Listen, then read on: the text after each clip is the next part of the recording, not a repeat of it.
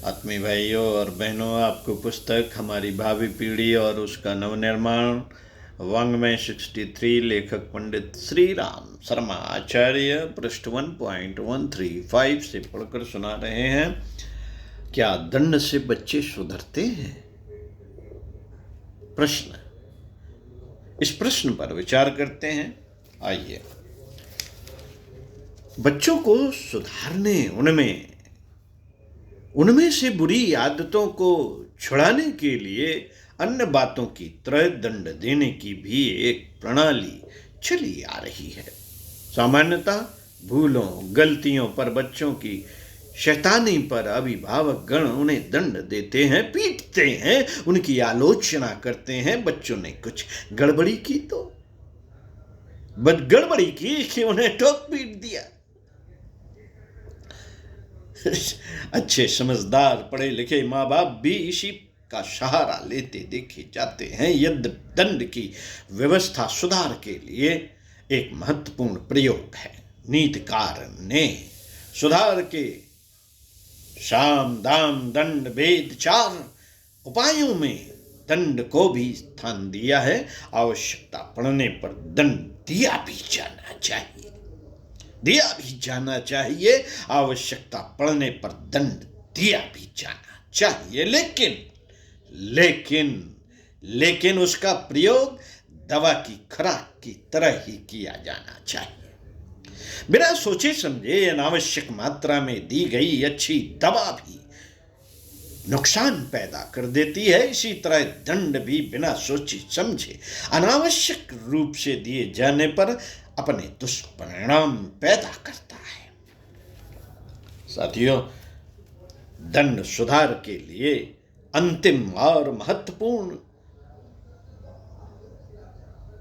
समर्थ माध्यम है। दंड सुधार के लिए अंतिम और महत्वपूर्ण समर्थ माध्यम है, किंतु इसका ठीक प्रयोग न करने पर हानि की ही अधिक संभावना रहती है और कई दुष्परिणाम पैदा हो जाते हैं। अनावश्यक अव्यावहारिक दंड से सुधार न होकर बच्चों के विकास, उन्नत निर्माण में गड़बड़ी पैदा हो जाती है। कई मानसिक विकृतियां, बुराइयां पैदा हो जाती हैं। दंड के भय से मनुष्य के सौंदर्य बोध की क्षमता, शक्ति नष्ट हो जाती है। बच्चों को बात बात पर अपने अनन्य और निकटस्थ सूत्र माँ बाप से सजा मिलने लगती है तो संसार और उसके अन्य तत्वों का आकर्षण कम होने लगता है। संसार और इसके पदार्थ बच्चों को अरुचिकर, भयानक, क्रूर लगने लगते हैं। बच्चों का मानसिक विकास नहीं होता। वे बड़ी उम्र पाकर भी बच्चों जैसे ही बने रहते हैं। माँ बाप के सुधारात्मक दंड प्रदान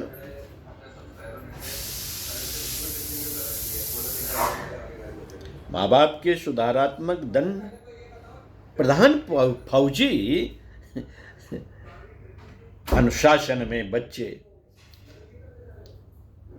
माँ बाप के सुधारात्मक दंड प्रदान फौजी अनुशासन से बच्चे दंड से बचने अथवा भय के कारण झूठ, चालाकी का आश्रय लेते हैं। जिन बातों अथवा कारणों से बच्चों को सजा मिलती है उन्हें ये छिपाते हैं, झूठ बोलते जाते हैं।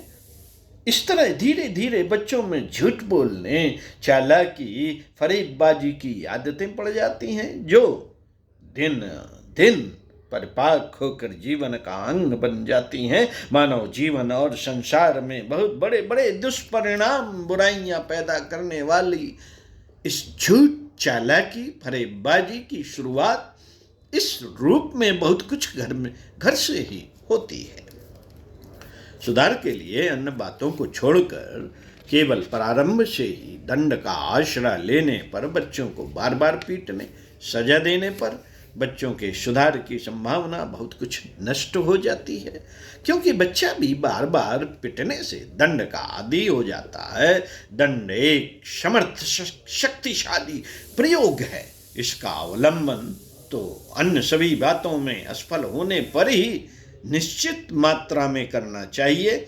जिन बैलों को साथियों, जिन बैलों को डंडे मार मार कर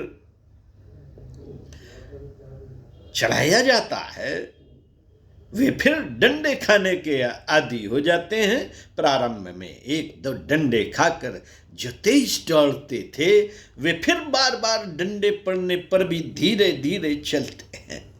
अपराध करने वाले कई व्यक्ति तरह तरह से कई बार सजाएं पाकर सजा के आदी हो जाते हैं। उन्हें कठोर सजा भी या अधिक दंड भी सामान्य सी बात लगती है।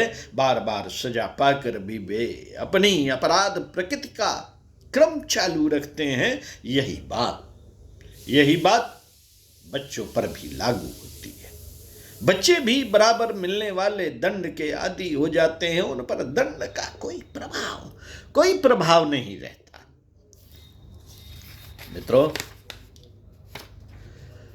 मानव मन की सामान्य स्थिति में यह विशेषता है कि उसमें दंड देने वाले, प्रकट रूप में अहित करने वाले, आलोचना अपमान करने वाले के प्रति विद्रोही प्रतिक्रिया पैदा हो जाती है। बच्चों के अंतर्मन में भी दंड देने वालों के प्रति विद्रोही भावनाएं उठती हैं। इस विद्रोही भावना के अत्यंत प्रबल हो जाने पर कई बच्चे अपने अभिभावकों पर आवेशवश घातक आक्रमण कर बैठते हैं और कटु वचन कहते सुने जाते हैं।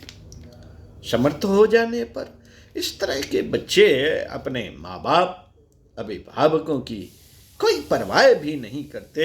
उनकी दुर्दशा पीड़ा में भी ऐसे बच्चों का दिल नहीं पिघलता। बचपन के दंड और सजा की चोटें खा खा कर बच्चों का हृदय कठोर हो जाता है, शुष्क हो जाता है, नीरस हो जाता है, भयानक बन जाता है। ऐसे बच्चे कटु शब्दों, व्यंग बाणों से अपने माँ बाप को व्यथा पहुंचाते हैं। अभिभावक गण अपने भाग्य और जमाने को दोष देकर रोते हैं, किंतु वे भूल जाते हैं इस क्रूरता और कठोरता की नींव बच्चों में उन्होंने स्वयं ही लगाई है। यह तो उसकी बाह्य प्रतिक्रिया मात्र है। बच्चों का मानस बहुत ही कोमल, संवेदनशील होता है। जीवन में होने वाली तनिक सी घटना उनके मानस पर चित्रवत अंकित हो जाती है। छोटी छोटी बातों से ही उनकी भावनाओं को ठेस लग जाती है। इस पर सजा ताड़ना तो इस तरह प्रभाव डालती है जैसे पत्थर की चोट से कांच का बर्तन छत विच्छित हो जाता है। दंड बच्चों की कोमल भावनाओं, हृदय, बाल सुलभ कल्पनाओं को कुचल देता है और उन्हें सदा के लिए अयोग्य, अपंग, अनुपजाऊ, निष्क्रिय बना देता है।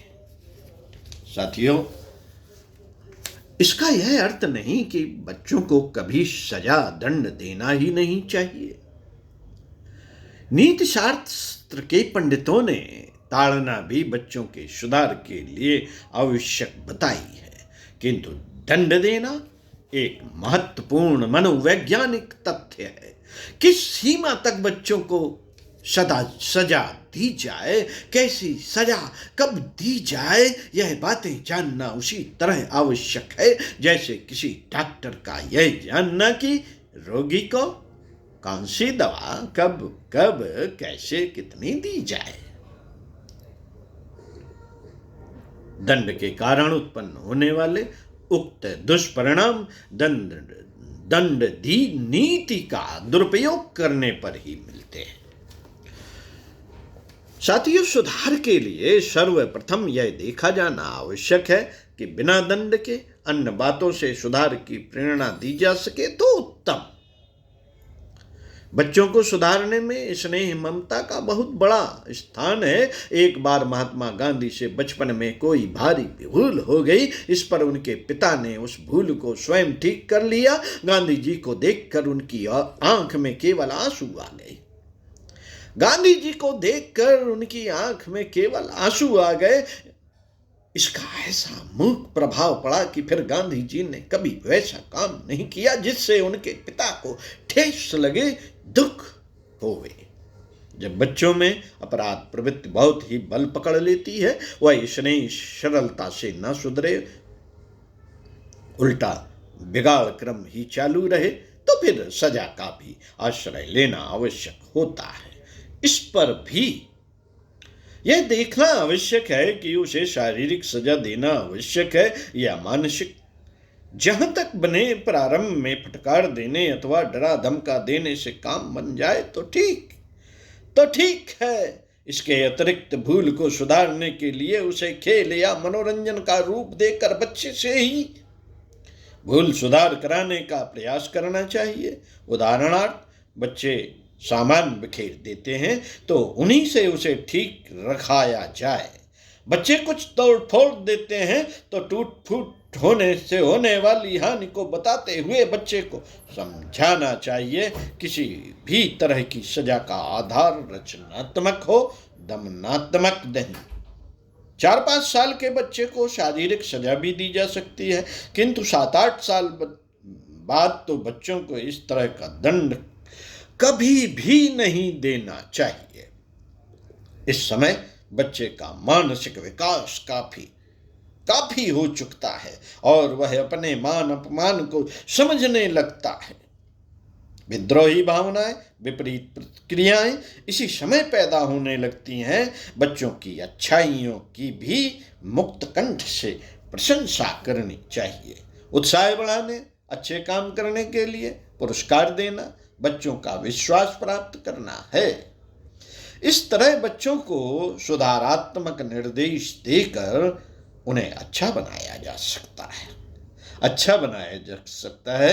भूलों से होने वाली हानि समझाकर उनकी आदतों में आवश्यक सुधार किया जा सकता है। दंड सजा तो अंतिम उपाय है, जिसका आवश्यकतानुसार ही उपयोग किया जाना चाहिए। ओम शांति। साथियों, चिंतन मनन करते हुए अगले क्रम में आपको पढ़कर सुनाएंगे। समझाने से काम न चले तो ही प्रताड़ना की जाए। ओम शांति।